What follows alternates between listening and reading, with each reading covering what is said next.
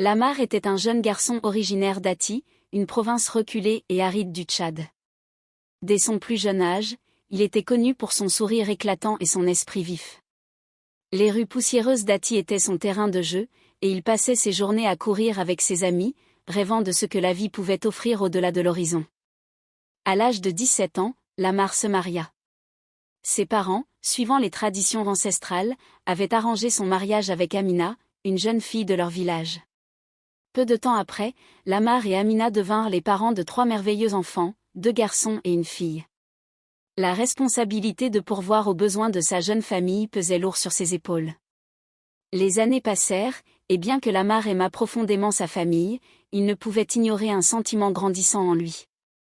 Un rêve, un désir ardent de changer sa vie, de voir le monde au-delà d'Ati, de donner à ses enfants un avenir meilleur. Il en parla à ses parents, mais ceux-ci s'opposèrent fermement à son désir de partir. Ils voyaient en lui le pilier de leur famille, celui qui devait perpétuer les traditions et les valeurs de leurs ancêtres. Leur opposition fut si vive qu'ils le menacèrent de le désavouer s'il persistait dans son projet. Déchiré entre son devoir filial et son rêve, Lamar prit une décision difficile. Un matin avant l'aube, il embrassa tendrement Amina et leurs enfants endormis, puis quitta discrètement la maison familiale. Il se mit en route vers N'Djamena, la capitale du Tchad, avec peu d'argent en poche mais une détermination inébranlable. La vie à N'Djamena était impitoyable. Lamar travailla d'abord comme manœuvre sur les chantiers, sous le soleil brûlant, ses mains devenant rugueuses et calleuses. Les journées étaient longues et pénibles, et il dormait dans des conditions précaires. Chaque soir, épuisé, il pensait à sa famille et à ses parents, se demandant s'il avait fait le bon choix. Mais il refusait d'abandonner.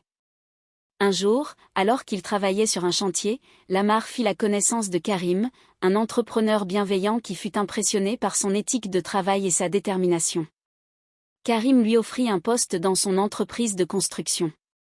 Ce fut le début de la transformation de la vie de Lamar. Grâce à Karim, il apprit les rudiments du commerce, de la gestion et des relations d'affaires. Avec le temps, Lamar économisa suffisamment pour lancer sa propre petite entreprise de construction. Les premiers projets furent modestes, mais sa réputation d'homme intègre et travailleur se répandit rapidement. Ses affaires prospérèrent, et il diversifia ses investissements dans divers secteurs, l'agriculture, le transport et même l'hôtellerie. Les années passèrent, et Lamar devint un homme riche, un véritable self-made man. Il n'oublia jamais ses racines ni sa famille restée à Ati. Un jour, il retourna dans son village natal, non plus comme le jeune homme qui était parti plein de rêves et de doutes, mais comme un homme accompli, prêt à partager son succès. Lorsqu'il revit ses parents, les retrouvailles furent empreintes d'émotion. Ils pleurèrent ensemble, leurs différences et leur opposition d'autrefois balayées par le temps et les réalisations de Lamar. Ses parents, maintenant fiers de lui, le bénirent et l'acceptèrent pleinement. Lamar ramena sa famille à N'Djamena, où ils purent enfin vivre ensemble dans le confort et la sécurité. Il utilisa sa fortune pour aider les jeunes de son village, leur offrant des bourses et des opportunités, pour qu'ils n'aient pas à affronter les mêmes obstacles que lui. L'histoire de Lamar devint une légende, une source d'inspiration pour tous ceux qui croyaient en la puissance des rêves et en la persévérance.